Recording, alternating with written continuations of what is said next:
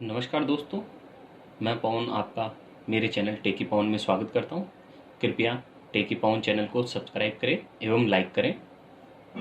आइए आज के टॉपिक पर चलते हैं।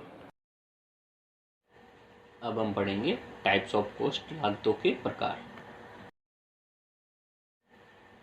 सर्वप्रथम स्पष्ट लागतें, अस्पष्ट लागतें। वे लागतें जिन्हें किसी उत्पादक द्वारा बाहरी व्यक्तियों को उनकी वस्तुओं और सेवाओं के बदले में चुकाया जाता है। जब व्यक्ति या उत्पादक बाहर से कोई सामान खरीदता है उत्पादन के लिए और खर्चा करता है तो उसे हम स्पष्ट लागत कहते हैं। जबकि अस्पष्ट लागत स्व स्वामित्व वाले साधनों की चुकाई गई लागत होती है। अर्थात जब उत्पादक बाहर से सामान न खरीदे, अपने घर के ही किसी सामान को या किसी व्यक्ति को उत्पादन कार्य में लगा ले तो उसके खर्चे को हम अस्पष्ट लागत कहेंगे। जैसे स्वयं के भवन का किराया, स्वयं का वेतन, स्वयं की पूंजी पर ब्याज अस्पष्ट लागत है। जबकि कच्चे माल, श्रमिकों को दी गई मजदूरी या उधार लिए गए रुपए पर जो ब्याज चुका जाएगा वो स्पष्ट लागत कहलाएगा।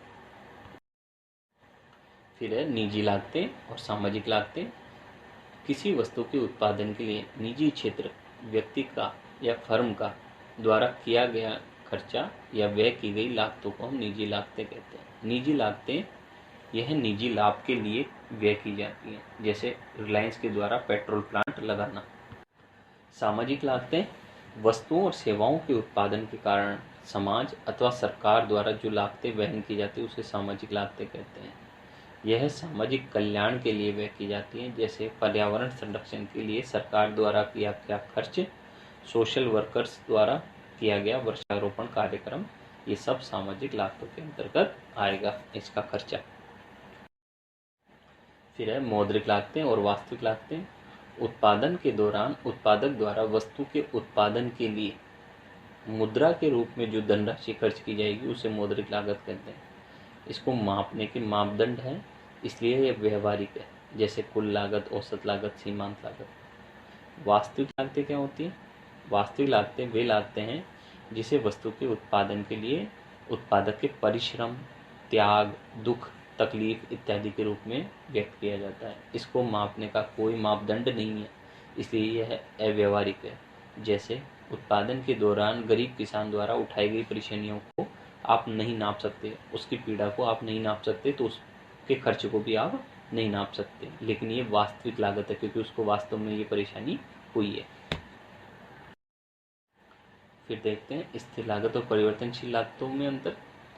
वे लागतें जो स्थिर साधनों के लिए वहन की जाती हैं उन्हें स्थिर लागत कहते हैं। स्थिर लागतें उत्पादन की मात्रा के साथ परिवर्तित नहीं होती, अर्थात सदैव स्थिर रहती हैं।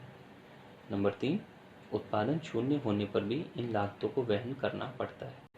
नंबर 4, इन लागतों का अस्तित्व केवल अल्पकाल में होता है क्योंकि दीर्घकाल में तो सभी संसाधन परिवर्तनशील होते हैं, इसलिए स्थिर साधन होते ही नहीं है तो लागतें भी स्थिर नहीं होंगी। जैसे भवन का किराया, पूंजी पर ब्याज, स्थायी कर्मचारियों का वेतन, बिजली, टेलीफोन का बिल, ये सब क्या है? स्थिर लागतें। फिर है परिवर्तनशील लागतें। वे लागतें जो परिवर्तनशील साधनों के लिए वहन की जाती है। नंबर 2, ये लागतें उत्पादन की मात्रा बढ़ने पर बढ़ती हैं, घटने पर घटती हैं, और उत्पादन शून्य होने पर परिवर्तनशील लागतें भी शून्य हो जाती हैं, अर्थात उत्पादन बंद कर दिया जाए तो इन्हें वहन करना नहीं पड़ता। परिवर्तनशील लागतें, इनका अस्तित्व अल्पकाल व दीर्घकाल दोनों में होता है। जैसे अस्थायी कर्मचारियों का वेतन, कच्चे माल पर व्यय, बिजली व टेलीफोन का बिल, ये सब परिवर्तनशील लागतें हैं। ध्यान रखें, बिजली व टेलीफोन का जो न्यूनतम बिल है वो तो स्थायी लागत है, जबकि जो उत्पादन करने पर जो बिल बढ़कर आ रहा है वो परिवर्तनशील लागतों का हिस्सा होगा। इसके बाद आती है अवसर लागत।